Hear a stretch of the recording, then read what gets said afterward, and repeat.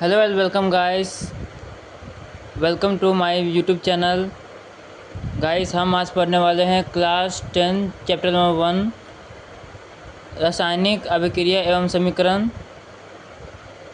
Guys बहुत दिनों से वीडियो नहीं आ रही थी, इसका मतलब ये नहीं कि हम आप लोगों को भूल चुके हैं।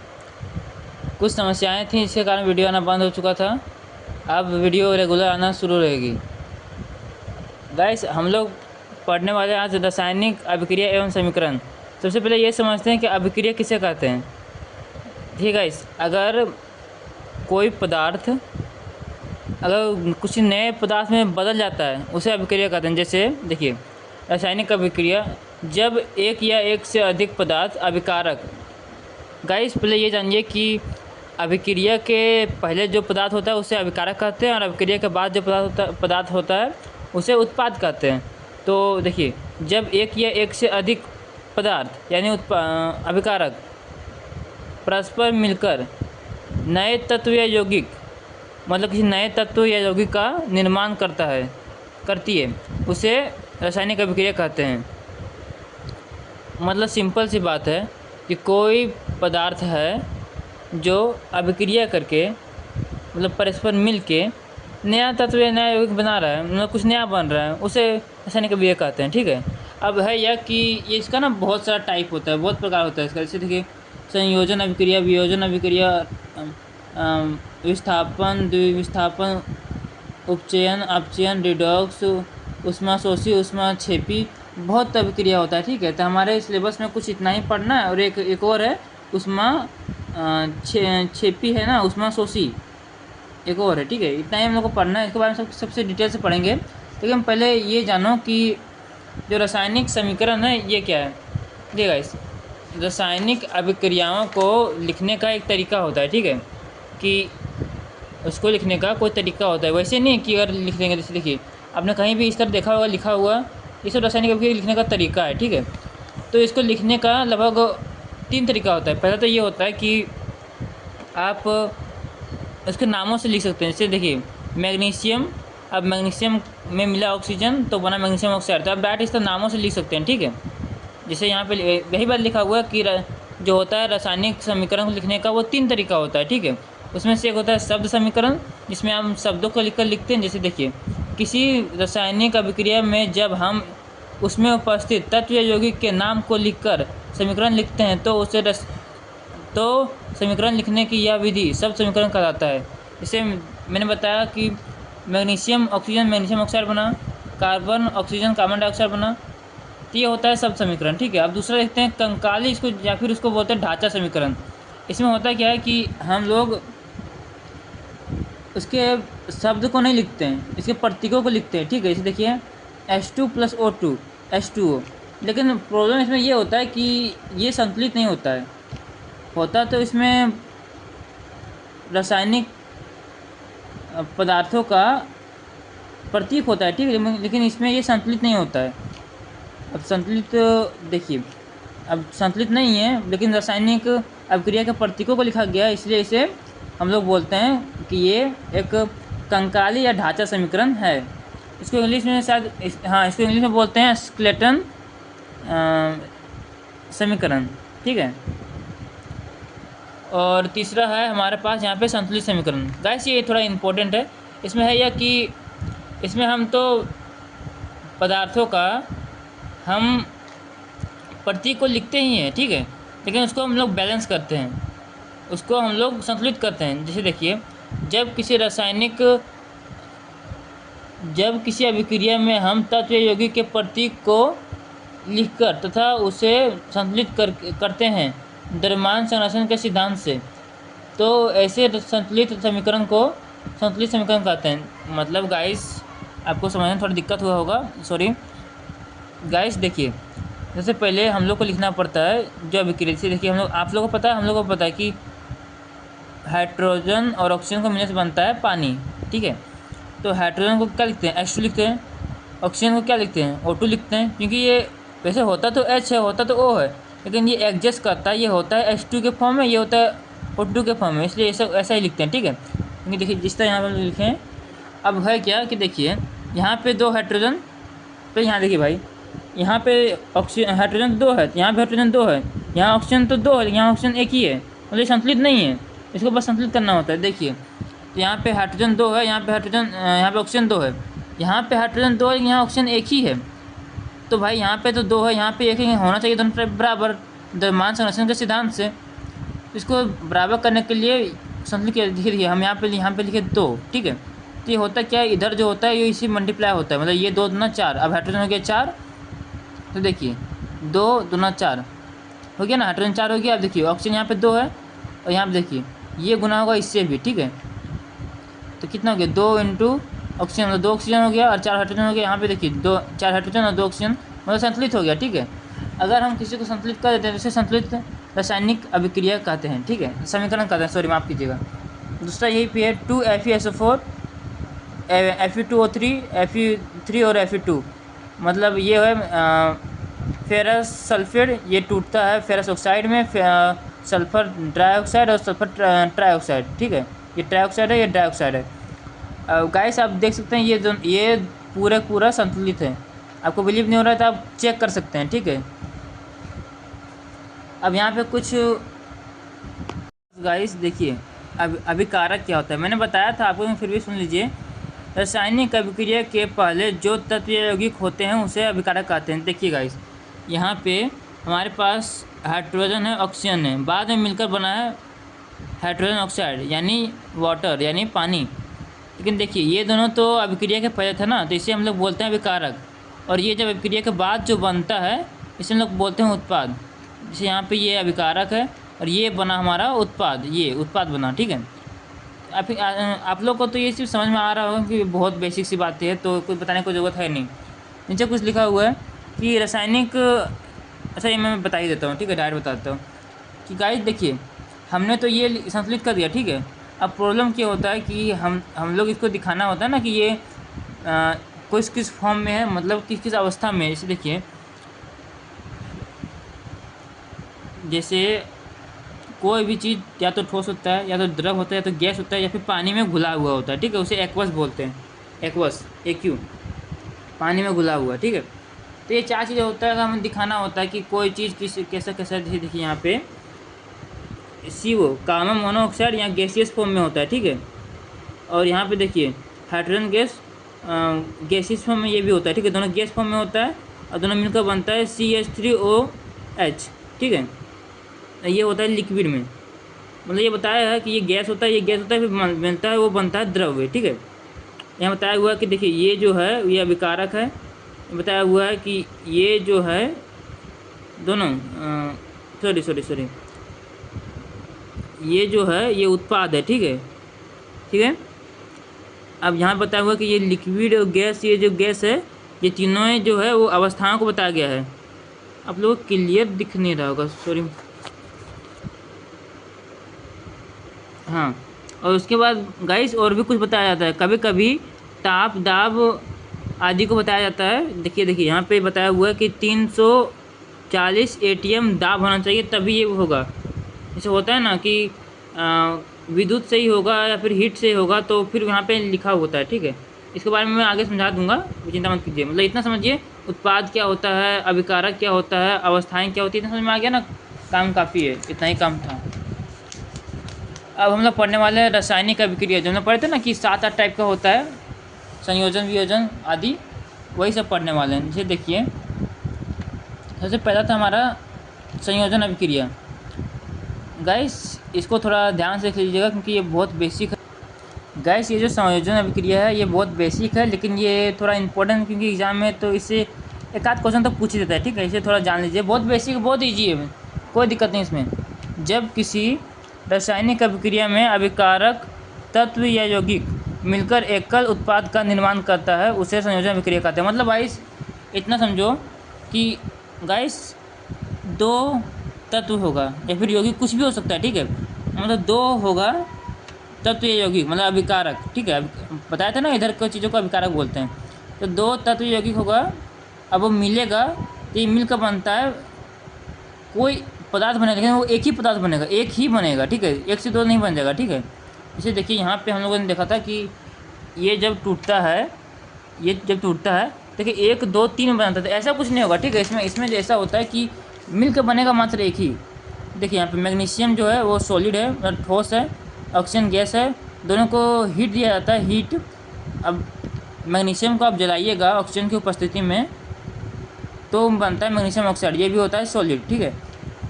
अब ये जो है ना साइन, ये ट्रायंगल जैसा, इसको डेल्टा बोलते हैं, ये हीट का साइन होता है, उष्मा का। तो हम लोग मैग्नीशियम को ऑक्सीजन की उपस्थिति में हीट देते हैं तो बनता है मैग्नीशियम ऑक्साइड। अब यहाँ समझ में आया ना, यहाँ पे हीट क्यों दिया हुआ है, तो यहाँ पे ताप दाब आप कुछ भी लिख सकते हैं, ठीक है। यहाँ पे अधिकांश हमारे एनसीईआरटी में हर हीट लिखा हुआ है, उष्मा लिखा हुआ है, लेकिन आप चाहे तो इस डेल्टा का भी यूज़ कर सकते हैं, कोई दिक्कत वाली बात नहीं है। जैसे दूसरा एग्जाम्पल देखते हैं, क्या है, calcium oxide plus H2O CaOH का होल ट्वाइस प्लस हीट। देखिए गाइस, ये एक यौगिक है, ये भी एक यौगिक है, यौगिक यौगिक मिला बना ये एक यौगिक।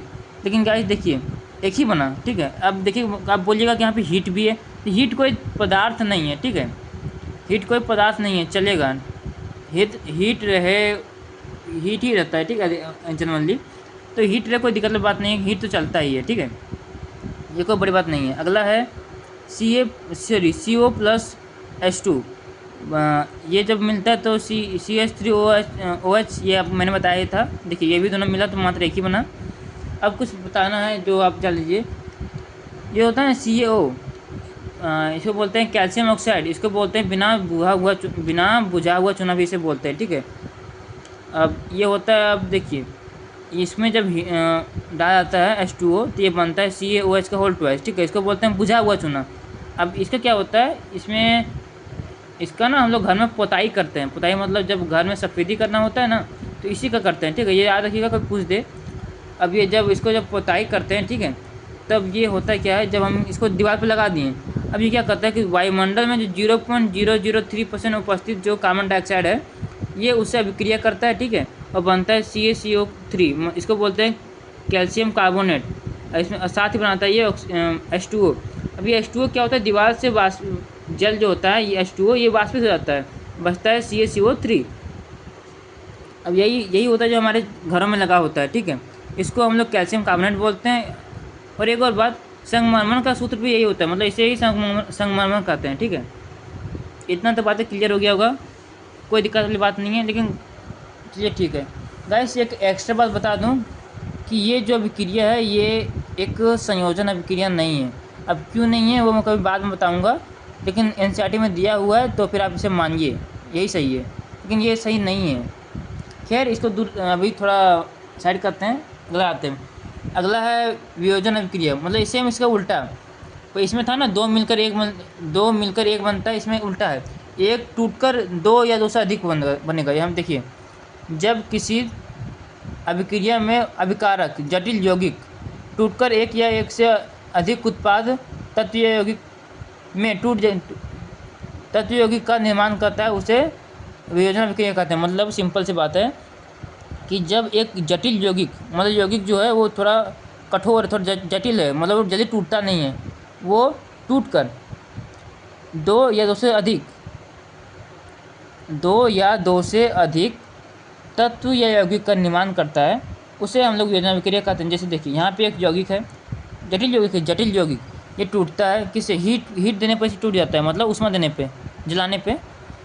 देखिए ये क्या बनता है, फेरस ऑक्साइड बनता है, सल्फर डाइऑक्साइड बनता है, सल्फर ट्राइऑक्साइड, तीनों यौगिक है, बनता है ना, लेकिन टूटता है, जिसे हम लोग बोलते हैं वियोजन अभिक्रिया। इसी तरह देखिए अब यहाँ पे बहुत सारे एग्जाम्पल दिया हुआ है, आप लोग चाहे तो सबको रीड कर सकते हैं अच्छे से। इसमें थोड़ा सा एक और इम्पोर्टेंट जो है वो है ये सिल्वर ब्रोमाइड। ये जब इसको रखते हैं ना सनलाइट में, इसको जब सूर्य के प्रकाश में छोड़ देते हैं तो ये सिल्वर में और ब्रोमाइड में टूट जाता है, ठीक है। अब ये इम्पोर्टेंट क्यों है सर, ये इम्पोर्टेंट इसीलिए है क्योंकि इसका हम लोग उपयोग करते हैं ब्लैक एंड वाइट फोटोग्राफी में। कहीं पूछ दे कि इसको श्यामा श्याम बोलते हैं हिंदी में, ठीक है, श्यामा श्याम फोटोग्राफी। अब हिंदी में इसको ऐसा बोलते हैं, तो कहीं पूछ दे कि black and white Shyama Shyam photography में हम किसका उपयोग करते हैं, तो होगा एल्युमिनियम ब्रोमाइड का, ठीक है, ये याद रखिएगा, थोड़ा काम का चीज़ें। और थोड़ा कुछ यहाँ पे कुछ नामे दिए हुए, जैसे FeSO4 को बोलते हैं sulphur oxide, ferrous sulphate, Fe2O3 को बोलते हैं फेरिक ऑक्साइड, Fe2 बोलते हैं sulphur dioxide, Fe3 sulphur trioxide, CaCO3 calcium carbonate, PbNO3 इसको बोलते हैं lead nitrate, AgBr silver bromide. I think आप लोगों को तो इतना पता ही होगा, ठीक है। और एक थोड़ी सी बात, ये जो होता है ना AgCl सिल्वर क्लोराइड, ये श्वेत रंग का होता है, ठीक है। ये थोड़ा याद रखिएगा, कहीं पूछ रहे कि सिल्वर क्लोराइड किस रंग का होता है, पूछ सकता है। अच्छा, और एक और बात, ठीक है, देखिए हम लोग यहाँ पे हम लोगों ने पढ़ा ना, ये टूटता है तो फिर ये बनता है, ठीक है। अब ये दोनों जो है, इन दोनों का ना जो होता है ना स्मेल गंध, ये दोनों का गंध जो आता है ना, वो आता है कि माचिस के जलने जैसे। सीधी इन दोनों का जो होता है, इन दोनों गैस का एक अभिलक्षणीय विशिष्ट गंध, माचिस की तिली जैसा गंध आता है, ठीक है। अभिलक्षणीय विशिष्ट गंध आता है इससे, माचिस की तिली। आप लोगों ने देखा ना, माचिस की तिली जलता है तो किसका गंध आता है, वो सेम गंध ऐसा ही आता है इससे भी, ठीक है। ये याद रखिएगा। अगला है वियोजन अभिक्रिया। इसमें है कि ऐसी रासायनिक अभिक्रिया जिसमें अति क्रियाशील तत्व दूसरे यौगिक के मूल तत्व को विस्थापित कर देता है और उसका स्थान स्वयं ले लेता है, उसे विस्थापन अभिक्रिया कहते हैं। मतलब सिंपल सी बात है भाई, इसमें होगा एक तत्व, ये होगा यौगिक, ये जो तत्व होगा वो ज़्यादा होता है क्रियाशील, ठीक है। और ये जो यौगिक का जो मूल तत्व होता है, जैसे ये जनरली होता है जो मूल तत्व, ये आगे होता है, ठीक है, आगे होता है, मूल तत्व आगे होता है, ठीक है। तो ये जो एक तत्व होता है दूसरे यौगिक के मूल तत्व को हटा देता है और इसका जगह पे खुद आ जाता है, ठीक है। इसको बोलते हैं विस्थापन अभिक्रिया। इसे इसको विस्थापित कर देता है ना, देखिए यहाँ पे ये था, देखिए जहाँ पे ये आ गया, क्या होगा देखिए FeSO4, देखिए इसको हटा दिया ना, यहाँ पे ये खुद आ गया और इसको अलग कर दिया, है ना। इसी तरह देखिए 3 अभिक्रिया दिया हुआ है, ठीक है। अब तो चाहे तो आराम से देख कर रीड कर सकते हैं। अगला है द्विविस्थापन अभिक्रिया। इसमें कुछ नहीं होता भाई, इसमें 2 यौगिक होता है, दोनों अपने आयनों का आदान प्रदान करते हैं, ठीक है। देख सकते हैं, देखिए यहाँ पे दिया हुआ Na2SO4 प्लस BaCl, ये 2 यौगिक है। इसमें आयनों का आदान प्रदान, मतलब देखिए ये जो पहला वाला है ये इसके दूसरे वाले के साथ चल जाएगा, ये इसका जो पहला वाला है ये इसके दूसरे वाले चल जाएगा। देखिए सिंपल, यहाँ पे ये जो पहला वाला है इसके दूसरे वाले के साथ जाएगा, गया। Ba है यहाँ पे क्या है SO4, BaSO4 हो गया, प्लस यहाँ पे क्या है Na, यहाँ पे क्या है Cl, क्या हो गया NaCl। सिंपल सी बात है। इस तरह एक और है, आप देख सकते हैं, ठीक है, अब चाहे तो देख सकते हैं। अगला है अवक्षेप अभिक्रिया। देखिए भाई इसमें होता क्या है कि पहले ये समझिए कि अवक्षेप किसे कहते हैं। जल में आघुलनशील पदार्थ को अवक्षेप कहते हैं। और अवक्षेपण अभिक्रिया ऐसी रासायनिक अभिक्रिया जिसमें अवक्षेप का निर्माण होता है। मतलब समझाता हूँ आराम से। होता क्या है, हम लोग जब द्विविस्थापन होता है तो ये देखिए, ये पानी में घुला हुआ होता है, एक्वस होता है, ये पानी में घुला हुआ होता है, एक्वस होता है। अब होता है कि जब ये दोनों जब अभिक्रिया करते हैं तो बनता तो 2 चीज़ें, ठीक है। इसमें NaCl जो होता है पानी में घुला हुआ होता है, लेकिन ये जो होता है BaSO4 ये पानी में घुला हुआ नहीं होता है, ये पानी में नहीं घुलता है, ठीक है। इसी के लिए इसको बोलते हैं अवक्षेप, ठीक है। अब अवक्षेप को PPT से भी सूचित किया जाता है, लेकिन अधिकांश हमारे NCERT में तो इसे सॉलिड से ही सूचित किया है, S से, तो आप S से ही सूचित कीजिएगा, ठीक है। तो BaSO4 यहाँ पे अवक्षेप बना, मतलब ये अवक्षेपण अभिक्रिया भी है, मतलब जहाँ अवक्षेप बनता है वो अवक्षेपण अभिक्रिया है।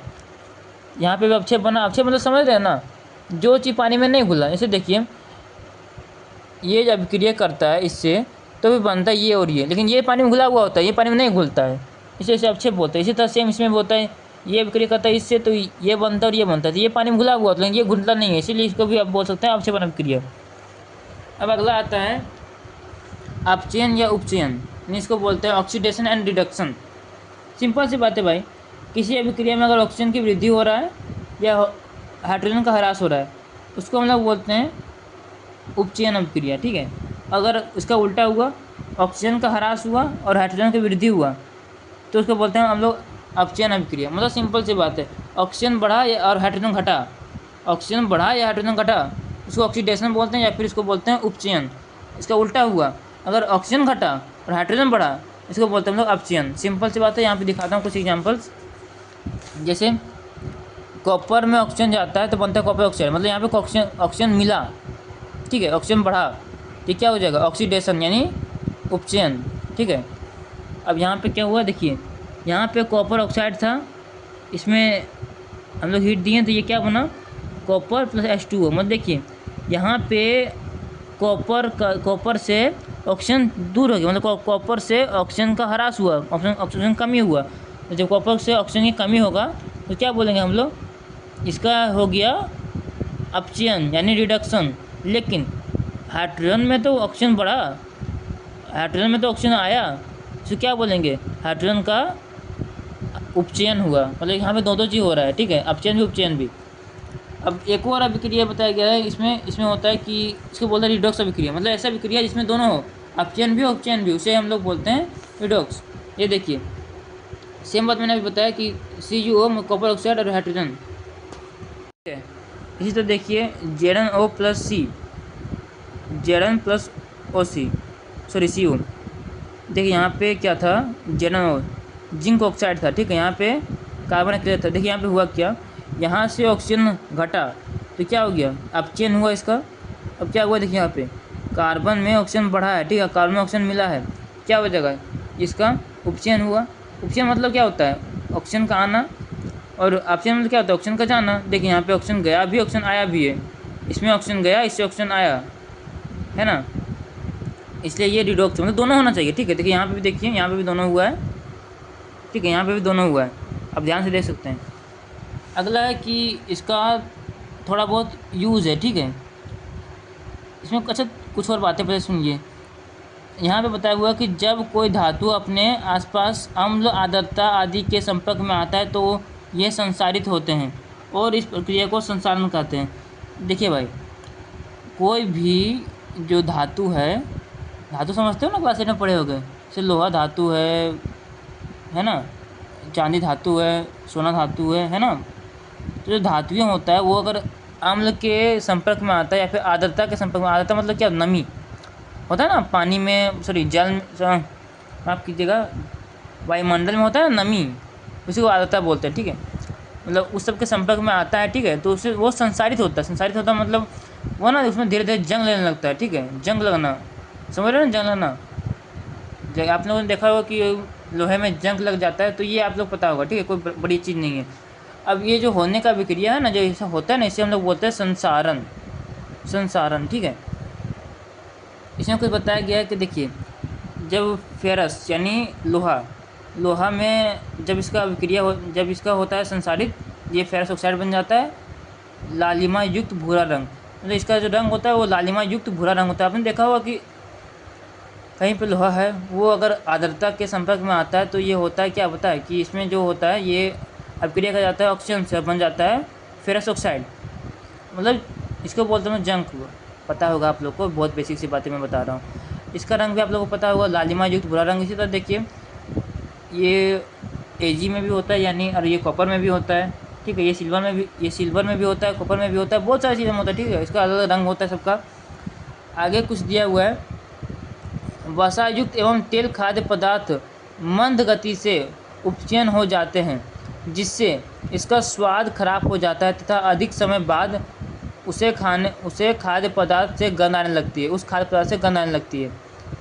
मतलब बोला गया है कि देखिएगा गाइस कि जो होता है वसायुक्त या तेलयुक्त जो खाने की सामग्रियां होता है, इसमें से होता क्या कि इससे ना कुछ समय के बाद इससे गंध आने लगता है। गंध वैसा क्यों होता है क्या पता है कि ये जो होता है ये इसको हम लोग छोड़ देते हैं ना, तो ये वायुमंडल में उपस्थित ऑक्सीजन के साथ अभिक्रिया करता है और ये भी अभिक्रिया करके ऑक्साइड बना देता है, ठीक है, मतलब उपचयन हो जाता है, ठीक है।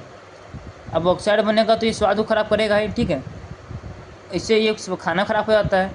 अब इसे बचने के लिए हमारे पास कुछ उपाय हैं, जैसे देखिए वायुरोधी बर्तन, मतलब ऐसा बर्तन जिसमें ऑक्सीजन जाए ही ना, ठीक है, वैसे बर्तन में खाना रख रखिए। दूसरा तरीका होता है चिप्स के पैकेट में नाइट्रोजन गैस भरना।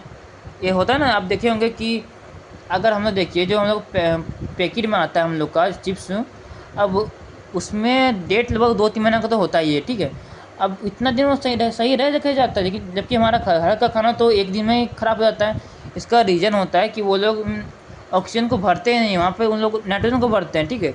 अब नाइट्रोजन भरा होता है तो नाइट्रोजन खाने के साथ अभिक्रिया नहीं करता है, ठीक है, जल्दी अभिक्रिया करता ही नहीं है, बहुत धीरे धीरे अभिक्रिया होता है, बहुत धीरे धीरे, इसे तो 2-3 महीना होता है। अगर अभिक्रिया करता ही नहीं तो फिर तो हमेशा के लिए अच्छा होता है ना, वो भी करता है, बहुत धीरे करता है नाइट्रोजन, लेकिन ऑक्सीजन बहुत तेज़ करता है, इसे ख़राब कर देता है। वहाँ पर चिप्स के पैकेट में ऑक्सीजन को हटा दिया जाता है, नाइट्रोजन को भर दिया जाता है ताकि ख़राब ना हो। ये बात भी आप लोगों को समझ में आ गया होगा, आई होप। आगे है उष्मा शोषी। उष्मा पहले पढ़ता हूँ, उष्मा क्षेपी, ठीक है। सिंपल सी बात है भाई, जिस रासायनिक अभिक्रिया में उत्पाद के साथ उष्मा का उत्सर्जन होता है उसे उष्मा क्षेपी अभिक्रिया कहते हैं। मतलब सिंपल बात, अभिक्रिया के लिए कुछ अभिकारक होगा, अभिक्रिया करेगा, कुछ बनेगा, बनने के साथ इसमें हीट भी बनेगा। मतलब हम लोग जब मैग्नीशियम को वायुमंडल की उपस्थिति में जलाते हैं, ठीक है, तो इसमें मैग्नीशियम ऑक्साइड बनता है, प्लस में हीट निकलता है, ठीक है, बहुत हीट निकलता है, इसलिए इसको उष्मा क्षेपी अभिक्रिया कहते हैं। अच्छा, यहाँ पे एक बहुत इंपॉर्टेंट बात, इसको जलाने के लिए भी तो सर हीट चाहिए ना। अब मैग्नीशियम को जलाने के लिए हीट चाहिए, हीट देना होता है, तो यहाँ पे हम लोग हीट दे भी रहे हैं, ठीक है, यहाँ पे निकल भी रहा है, ऐसा क्या बात है। पहले एक और बात बता देता हूँ, उसके बाद इसके बारे में बात चर्चा करूँगा। जिन अभिक्रिया को पूर्ण होने के लिए उष्मा का अवशोषण होता है, उस वैसी अभिक्रियाओं को उष्मा शोषी अभिक्रिया कहते हैं। मतलब ऐसी रासायनिक अभिक्रिया जिसको पूरा होने के लिए उष्मा चाहिए। देखिए यहाँ पे फेरस सल्फेट है, इसको पूरा होने के लिए यहाँ पे इसको हीट देना पड़ेगा ना, हीट देंगे तभी तो ये टूटेगा, तभी तो ये अभिक्रिया पूरा होगा। सिंपल सी बात है, ठीक है, ये दोनों बात आपको पता होना चाहिए। अब यहाँ पे मैं बता रहा था कि सर इसको मैग्नीशियम को ऑक्सीजन को उपस्थिति में हम लोग जलाते हैं तभी तो यहाँ पे हीट तभी तो ये होता है। मतलब इसमें तो हम लोग हीट दे रहे हैं यहाँ पे, तो ये तो इसमें उष्मा शोषी होना चाहिए, उष्मा शोषी नहीं है। वाई, क्यों नहीं है? देखिए ये क्वेश्चन आपसे पूछ सकता है, ठीक है, ये अच्छे का क्वेश्चन पूछ सकता है, ठीक है, 3 नंबर का क्वेश्चन पूछ सकता है कि मैग्नीशियम को जलाने के लिए हमें उष्मा देनी पड़ती है, फिर भी ये उष्मा शोषी अभिक्रिया क्यों नहीं है, उष्मा क्षेपी अभिक्रिया क्यों है, ठीक है। तो इसका रीज़न है कि देखिए मैग्नीशियम को जलाने के लिए हमें जितना उष्मा दिया जाता है, जितना उष्मा देना पड़ता है, उससे कई अधिक मात्रा में उष्मा में निकलता है, ठीक है, इसलिए इसको उष्मा क्षेपी अभिक्रिया कहते हैं। मतलब जितना हम लोग दे रहे हैं हीट उससे कई अधिक मात्रा में निकल रहा है, समझ रहे हो ना बात को। तो अगर हम लोग अब मान लीजिए इससे भी मान लीजिए हीट निकले, यहाँ पे कुछ हीट निकल जाए, ठीक है, लेकिन जितना दे रहे हैं उससे कम निकले तो फिर तो ये उसमें शोषी ही होगा, ठीक, क्षेपी ही होगा, माफ़ कीजिए क्षेपी होगा। लेकिन अगर जितना दे रहे हैं उससे अधिक निकल जाए तो उसमें, समझ रहे हो, सिंपल सी बात है, ठीक है। अगर दे रहे हैं तो फिर निकल भी रहा है हीट, लेकिन जितना दे रहे हैं उससे अधिक निकल रहा है तो उसमें, हाँ सही है। अब आगे कुछ और है, उसमें से है कि एक अच्छी बात यहाँ पे लिखा हुआ है, एक पूर्ण रासायनिक अभिक्रिया अभिकारक उत्पाद एवं प्रतीकात्मक रूप, मतलब उसके प्रतीक से उनकी भौतिक अवस्था को दर्शाया जाता है, ठीक है। ये एक बात है, स्टेटमेंट लिखी हुई है, नॉर्मल सी बात है, आप लोग देख सकते हैं। कुछ अब यहाँ पे कुछ लिखा हुआ है, यहाँ पे लिखा हुआ आर्द्रता संसाधन के बारे में मैंने बताया है, ठीक है। अब आगे एनसीईआरटी के क्वेश्चन है गाइस, आप लोग चाहे तो इससे बना सकते हैं, ठीक है। यहाँ पे एनसीईआरटी के क्वेश्चन से मैं सारा का पूरे क्वेश्चन से, ठीक है, सारा है, तो चिंता करने की कोई बात नहीं है। आप लोग यहाँ पे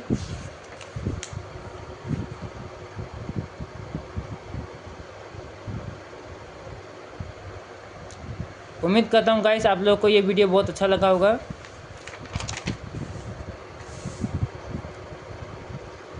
वीडियो अब रेगुलर लाने का कोशिश करूँगा, ठीक है।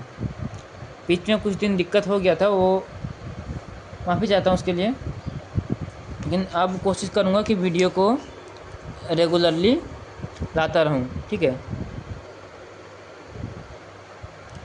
ये आंसर क्वेश्चन है जो एनसीईआरटी का आंसर क्वेश्चन है, ये है अभ्यास का, ठीक है। उसके बाद मैंने एक्टिविटी जो है क्रियाकलाप मैंने उसको भी बनाया हुआ है, तो मैं उसे भी अभी आप लोग को दिखा देता हूँ, ठीक है। तो आप लोग इसे बना सकते हैं, ठीक है। एक सेकेंड। वैसे गाइस आप लोग ये बताइए कि आप लोग का स्कूल में ये चैप्टर कितने अच्छे से बताया गया है, ठीक है। और आप लोग ये बताइए कि आप लोग क्या स्कूलों में गर्मी छुट्टी हुआ कि नहीं हुआ। और सब लोग अपना अपना नाम गाइस कमेंट बॉक्स में लिख दीजिएगा, ताकि मैं जान सकूं कि आप लोग का नाम क्या है। देखिए गाइस ये तीसरा एक्टिविटी है, यहाँ से दूसरा एक्टिविटी था और यहाँ से पहला एक्टिविटी है, ठीक है। उम्मीद करता हूँ गाइस आप लोग को ये वीडियो बहुत अच्छा लगा होगा। अगर पसंद आया तो ठीक है, ना पसंद आया तो मैं माफ़ी चाहता हूँ। बाकी आप लोग अपना केयर कीजिए, अपना ख्याल रखिए। Take care. जय हिंद।